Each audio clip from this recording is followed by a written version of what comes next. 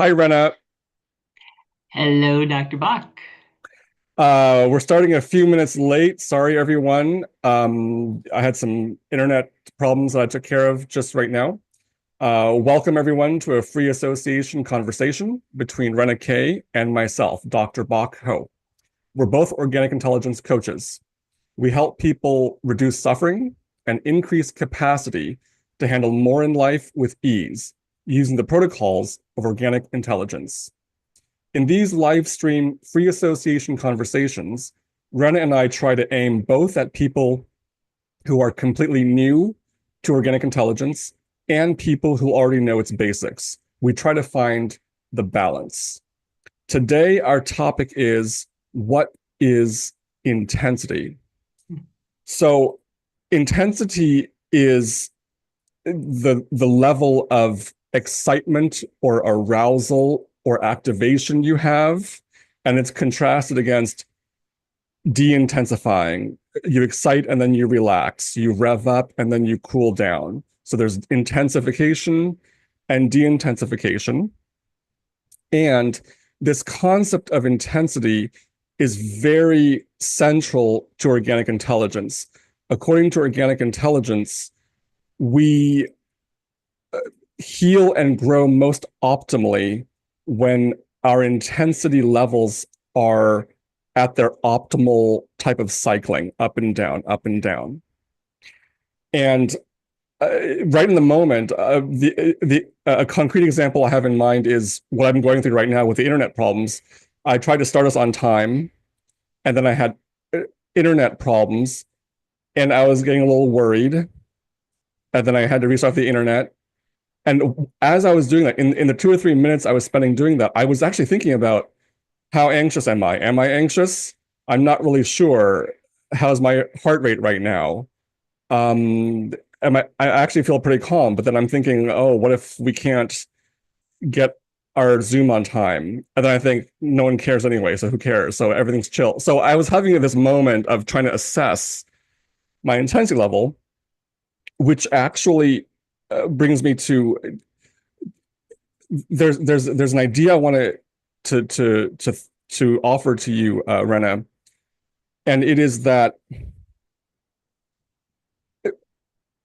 technically, okay, so inorganic intelligence, we talk about intensity, and I described it as excitation or arousal, and I contrasted against cool down relaxation. Okay, and if you know about organic intelligence all, and you look into videos on it, it's all intensity, intensity, intensity. You hear it all the time. It's very basic. Now, technically, if we're getting more precise into this, I think I think there's a distinction. I've long thought there's a distinction between your actual, forget actual, delete actual, the level of intensity of your biology and your felt level or your subjective, your sense of how of your level of intensity, and then versus the level of intensity in your biology, how fast is the heart racing. And then when I was working with Steve on writing out OI, it was confirmed for me, like in one of the academic articles that we were preparing for, he said, Bach land this distinction. There's the actual, there's the biological intensity, and then there's a person's felt level of intensity. And that was very validating because in the normal teachings to the public, that distinction is not made very frequently, if ever. It's very rare that that distinction is made. And yet it validated, of course, there would be that distinction, or there is that distinction. And Steve confirmed it when we were writing out organic intelligence in a more technical way. So I thought I'd begin there. I'm a little bit self-conscious I'm because I'm introducing something that is not talked about too much in organic intelligence. At the same time, it seems very foundational, and we want to think deeply and discover the truth and discover what organic intelligence is saying and do agree with it, et cetera, et cetera. So I'm wondering if I'm going to pass the baton to you because I'm getting a little bit too overexcited, but so I need to de-intensify. But this distinction, like, what do you make of it, or does it enter your mind, or do you kind of know that it's there, but you don't talk about it too much with clients and with the public? And so just we begin with there's this distinction between the biological intensity and your felt level of intensity. Yeah. Yeah. I think it's a great conversation to have, and I think it actually really matters. And so, interestingly, I just spent the weekend preparing for one of my groups, and I'm discussing the basically the neurobiology of activation. So we're having a whole conversation around activation, and intensity and what we mean by that. And so this is right in line with what I was having to prepare. And exactly what you're talking about, I was attempting to communicate, because what can happen is we can begin to have negative assessments, or we might assess our intensity as being overly high, or we might assess our intensity as being, say, over our threshold. And then with that comes this judgment that somehow we are not at the optimal levels of intensity. And what I was sharing is our ability to suss that out, and basically, as if we can figure out our biology, is really quite limited in that. So yes, I would agree that our felt sense, or even the biological cues that you can, say, measure, like you were mentioning heart rate. Is my heart rate beating fast, or is my heart beating hard, like high blood pressure moment? Those are sometimes indications, although we don't actually feel our heartbeat. What we feel is the vibration that comes through the chest wall and the tissue that's there. And so that is often nowhere near what our biology is trying to do. And so I just gave the example of people thinking they're over threshold, or thinking their intensity is too high, when in reality, in terms of their biology, it might not be moving in the direction of too high, right? But it can go the other way as well, that we think our biology is doing just great. We think we've got things under control. We're managing it just fine. We're handling this really difficult experience, say, and the biology is going, whoa, this is like really taxing me. And so the question becomes, if we have a hard time assessing it, then is there anything that we could ever actively do ourselves based on that assessment, that information, if we don't even know if it's accurate in terms of what our biology is doing? Yes. So there is the level of intensity of the biology, and there is one's consciousness and experience and felt sense of how excited or relaxed am I right now. And these are two different phenomena, and it's it can be tricky to know what to have knowledge of and epistemic access to the level of intensity in the biology, and that's it can be tricky. Um, and the trickiness is something I definitely want to follow with you on today. At the same time, let me just ask: are acknowledging the messiness and trickiness, are there at least clear cases? And because I want to get, if I can, I want to present garden cases where the two are congruent, and I have questions about what I mean by congruent, but at least just so we have some handle on these are simple cases where there's congruent, and then we can get into difficult territory. But so I'm walking along the crosswalk, and then a car swings by and almost hits me, and then I feel my heart rate go up. And I know you just said you don't feel your heart rate technically, but I don't want to get that precise right now. So I feel my heart rate go up. I feel very anxious, panicky, because I almost got hit by a car. And I feel myself calming down 15 seconds, 30 seconds, 45 seconds later. It would seem that that's just an example. I'm deliberately offering a curated, stark example of, would that be a clear example of the my biology intensified suddenly and dramatically? It intensified, and my felt experience was that I got super excited in this case in a kind of somewhat negative valence way, panicky. And in that case, there was a congruence, even though we may explore what it means by congruent. But would that be like a clear case, like a simple Yeah, clear case? Yeah. I would agree that there's something that is happening um, in if we want to get into the word congruence, and in a sense, Yeah. it's in accordance with the reality of the moment, that there was a potentially life-threatening moment, and when we are in potentially or actual life-threatening moments, then the biology is going to, do the thing that it's going to do. It's usually going to go into an activation, which is a flight or fight process of trying to, just keep yourself okay. And it's all automatic. And so we aren't in that moment, you're really not assessing like, oh, car coming at me, almost hitting me, and I wonder if my intensity requires any kind of change in my biology. It all of that's happening at the speed of whatever, like super duper fast, speed of Yeah. neurons. And it's not something like in that moment, exactly. It's congruent in the sense that the biology is doing something that matches the external environment. Oh, because I almost got hit by a car, right? Right, right. But is it also, this gets to the congruence, the congruence from the in the felt experience to the uh, underlying biology, the biological intensity. Is there congruence there between the felt intensity and the biological intensity also? The heart, whatever my body did in reaction to almost getting hit, you're saying it's congruent with almost getting hit. Yes.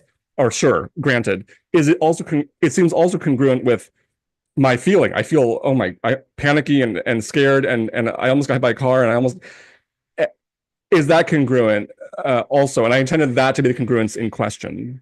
It's an Yes, open question. I don't have an right, answer. right. Yeah. Well, congruence, if we think about all the elements, you might be running that through your image of what almost happened. You might have thoughts about it. There's some affect about it. Like there's all these things happening right at that same time. And and I might be now adding a different layer of congruence because the congruence I would say is like all of that is matching, right? That there isn't one thing that is out of place. So in other words, no big deal, right? Like the meeting channel isn't saying, you're not having thoughts that just go, oh, whatever, right? That would be out of place. That would be incongruent with your biology, because to the biology, that was a big deal in that moment.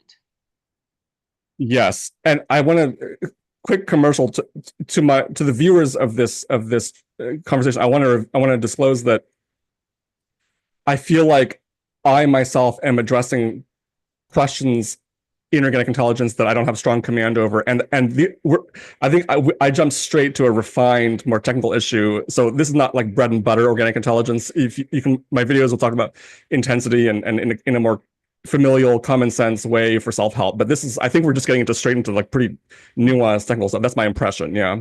Right, right. Um. I.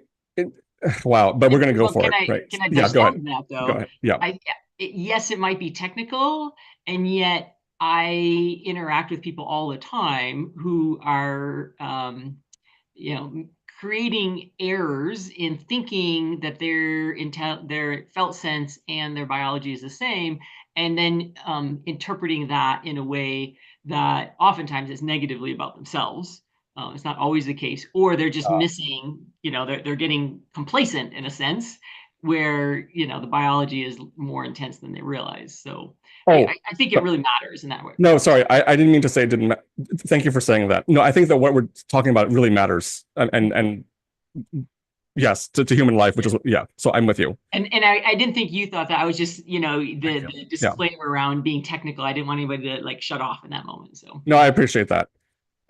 So it, I can think of there may be cases where a person thinks they're relaxed and chill and calm and everything's copacetic, but the underlying biology is on fire in some sense. And then there can be cases where a person can think maybe that they're not chill and relaxed and settled, but in fact they are. And uh let me go with the second one right now, but I'm interested in the first one also. But I remember Okay, two anecdotes.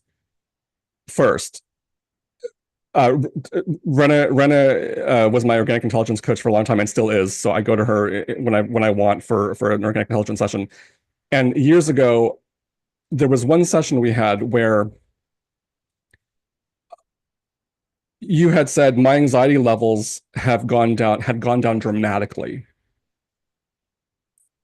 And I was surprised to hear that. I didn't think they did. I didn't think you weren't lying. I don't think you were lying or trying to gaslight me or anything. It's not that. It's that I was surprised, like, oh, you're saying my anxiety levels are down, way down compared to before. But I didn't have that belief. I didn't have that thought. I didn't have that sense. And then, but in the days afterward, I thought that did make sense. So there was an example of, I think the body, my biology had settled, but my mind was just not there with it in some sense. That's one anecdote. I'm very curious if you have any thoughts there, but let me just lay on the second one. Um, in one of my when I went to my acupuncturist once, there was a treatment, and the treatment she performed relaxed or settled my body very dramatically and very quickly. And my mind had thoughts to the effect, am I dying? What's happening? I'm losing it. I think I'm being crushed, or I'm in panic. And then I told her my experience. Like, I feel very relaxed, but my brain is feeling like alarm bells, like I'm under threat. And she said, okay, let me tone down the treatment. But it's because my brain had not caught up to the fact that my body was relaxing. So those are two anecdotes. I'd see what you make of that. Yeah, Yeah. I so appreciate you sharing those and from your personal experience because sometimes I see it as we have a certain perception of our experience, and that perception of our experience is sometimes being influenced by the conditioning, and the conditioning being our previous perceptions of ourselves. And I love the phrase that you use that it's almost like the mind hadn't caught up. But it's like sometimes our perceptions of ourselves haven't been updated with the new information, such that we're actually aware that that's what's happening.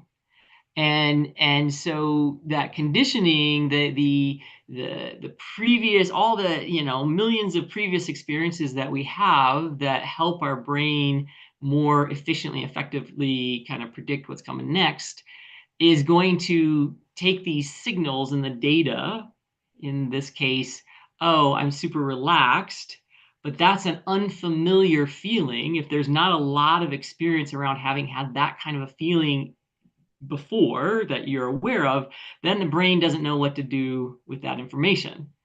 Hmm. Right. And so that could be dangerous to be too relaxed in a situation that required you to not be relaxed. So, you're that incongruence there is going to your mind, to the part that can assess what's going on. That's going to seem incongruent, even though in the moment, right, there is nothing going on in the moment to be upset about or unrelaxed about, but there is previous history that if the biology gets this relaxed, it's going to miss something. And so this whole idea that, in your first example, I think that's really common. I'm going to give a slightly different example, but say, a person is common if a person loses a significant amount of weight, and yet when they continue to look in the mirror, they still see, they literally will perceive the old images that they used to see in the mirror. And I think we can do the same thing Hmm. with our sense of intensity, that we see the former self, and the update to our perceptual capacities as it relates to our conditioning, that those haven't come into sync yet. And maybe this is a little bit what you were thinking about in terms of congruence. This is, oh, so you're saying, okay, so you can have someone who lost a lot of weight still believe they're fat, and maybe even when they look in a mirror and they're thin, they're objectively factually thin, but they see a fat person, or even if they don't see a fat person, they genuinely believe that they're fat, even though they're not. So that, and that's an analogy to I can think that I'm in alarm when in fact my body is very relaxed. Is that you're, Correct. this is opening up a lot. Yeah. So this gets to like, so this is, so we can't, so when we're trying to when we're trying to access how we feel, we can't trust how we feel. Is that this? I'm not sure what I just said there, but it, Yeah, we can trust how we feel in that the feeling is the feeling. There's nothing to yeah. trust or not trust. There's no validation that can, it's simply an experience, and it's coming from data from both outside and inside. But in terms of trusting, if you want to use that word, that it is going to help our biology become unstuck, still be stable, but also grow, right? To be able to do its ups and downs, and it's doing that just right, and it's hitting its right thresholds, and that's all well and good. That's the part that we can't necessarily trust, that the feelings are giving us accurate information about that process.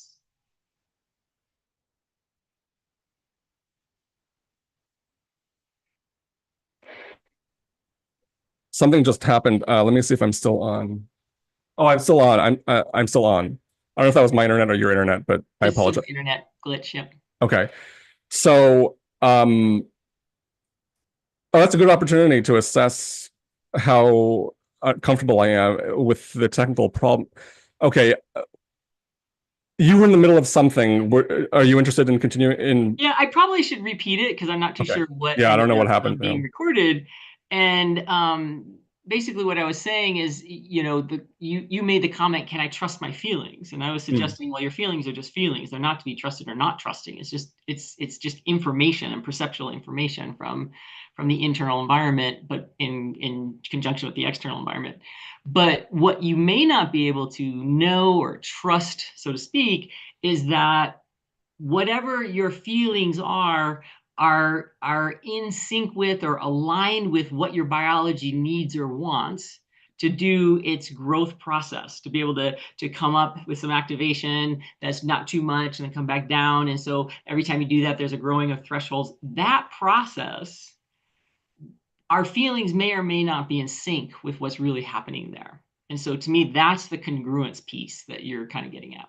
Oh, you're the cases you're talking about, I think, are a person thinks that a challenging step for them, like ask a girl out on a date or ask your boss for a raise or something, they may think it's it's just a tiny step they're actually ready for, but in fact they're not ready. Or another case, this, substitute the same concrete, ask a girl on a date, ask for a raise. They think they're not ready, but they actually are ready. You're saying there can be those. You may think you're ready for something for auto organization for purposes of increasing biological capacity, but you're not. Or you may think you are not, but you are. Yeah. Yeah, that's those are nice, relevant, like what matters cases, right? Yeah, yeah. And this is hard because as you were talking, I'm thinking about how most people aren't sitting there and until they come to say organic intelligence classes. But before that, they're not sitting there and going, "Oh, my feeling states, are they related to what's actually in the interest of my biology?" And like that's just not a question most people are asking until there's some learning about complexity science and chaos theory and how that relates to the biology and the biology's growth process. And then once you learn that, that's when we start doing all this assessment and going, where am I on Mm. this, and I think this is what kind of brings the questions to the fore for us, because one, we're interacting with our own thinking, but then the thinking of others, trying to suss out when are we kind of like just right in the pocket and just kind of riding the just right wave, and when are we like not catching the wave as we're trying to surf, like it's just going by us, or when is a too big wave coming, right? Like all of that, Yeah. if you're out surfing, that's an important thing to do based on your skill in surfing. And I think even in life, that's part of what we're trying to do is how do I mm, make this whole process easier on myself. Yes. So in terms of what do I actually do? What practical advice is coming from this discussion? We go back to the two fundamentals of organic intelligence, which are orientation, which refers to effortless connection to the environment through the senses, and pleasure, feeling well, feeling comfortable, feeling neutral as opposed to in pain, feeling good. Those two are the rules of thumb for living in a way that's not where your intensity is not too high for your biology to be able to grow capacity rhythmically and sustainably, right? Yeah. Right. Yeah. And I think that those are in many ways the two, Steve calls them initial conditions, right? Like these aren't the only conditions, but they are the initial conditions that have to get established because most of us, I can't give a number, but probably in the 93 percentile or something, most of us are living lives that are too intense. Either our lives look to ourselves and to the others outside of us is like, holy cow, your life's a mess, say this, and it will look too intense.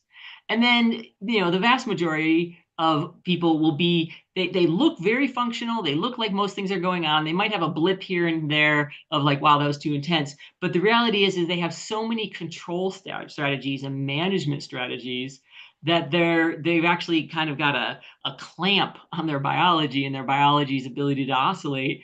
And so they seem to look okay and don't realize the levels of intensity that they're living in. And so these Hmm. initial conditions are to kind of bring the biology way, way, way down to sustainable levels and levels where energy expenditure is not more than what's coming back in, and to allow the biology just on an energy level to catch up.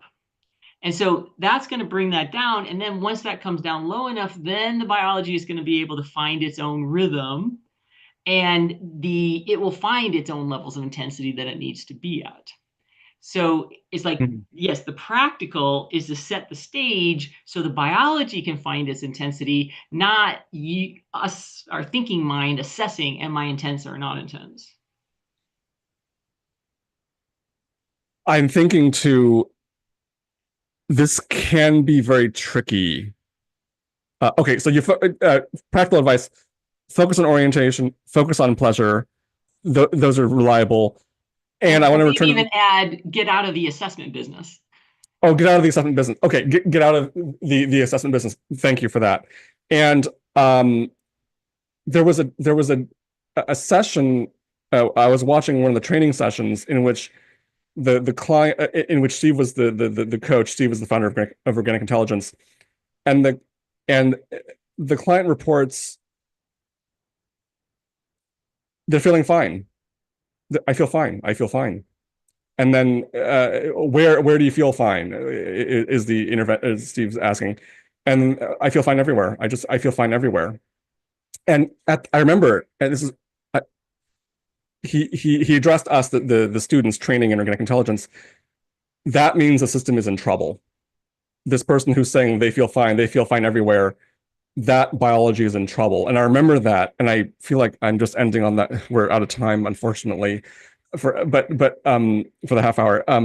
But it was a memorable moment because what's there? What was that about? And I feel like I'm half should I Yeah, have raised this at the very end, but it's there, so the cat's out of the bag. So yeah, yeah. yeah, Well, it's and again, it's most people in most situations can differentiate like I'm fine because this has happened, or I'm fine because that's happened, or this is going on right now. Like there's a reason that they can say that they're fine. mm, So whether it's I'm fine in the sense that my shoulders feel relaxed and my breathing is really calm, right? That would be a differentiated statement that says I'm fine. And so it's not again the assessment, and this is what we're kind of getting right, to in this right. session, our time together, is that our meaning channel assessment of our experience may or may not be accurate. And so by further probing, like, can you give me more information about that? We can find out, can the person give more detailed information or not? If not, if there's no more detailed information, that's a biology that is, doesn't have much differentiation in it. And so that's usually a highly intense system underneath everything. So it's just one of those ways that we begin looking for how do we, as a coach, how might we hypothesize? We don't know for sure, but how might we hypothesize what's happening on that biological level? Okay, I think my internet just fell out of place. So Yeah. I apologize, but I think you were continuing to talk, so I hope the audience gets value out of what you were saying. I missed it because I was Okay. knocked off. Yeah. Um, Yeah. I'm inclined to end this call, but any last words from you? I have no context for this, so let's just Yeah, well, we have no context for internet falling off, yeah so this is yeah a first. We'll work on that and figure that one out, of course. But and I'm gonna see. Well, let's see if what I said translated or continued on in spite of your internet. If it didn't, we're gonna pick this all up again. yeah. Yeah. Okay, so thank you, Rena, and sorry to everyone about my internet problems. I will hope that they are fine next week. This is the first time this has happened, so let's fingers crossed. Yeah. Um, to learn more about either of us and the coaching we offer, there will be links in the description. To learn more about organic intelligence, you can read my writing on Substack. Link will be in the description. And explore my video library on YouTube, including the short videos. I meticulously craft my Substack posts and YouTube videos to present substantive content that's direct, clear, and concise. In these free association conversations, it's just kind of messy. We just go wherever, but the videos are very meticulously crafted. Uh, so thank you, Rena. I'll see you Yeah. next week, Yeah. Thank you. and Thanks wish so much for having me. everyone pleasant intensity Yeah. Great. today and for Yeah. the week.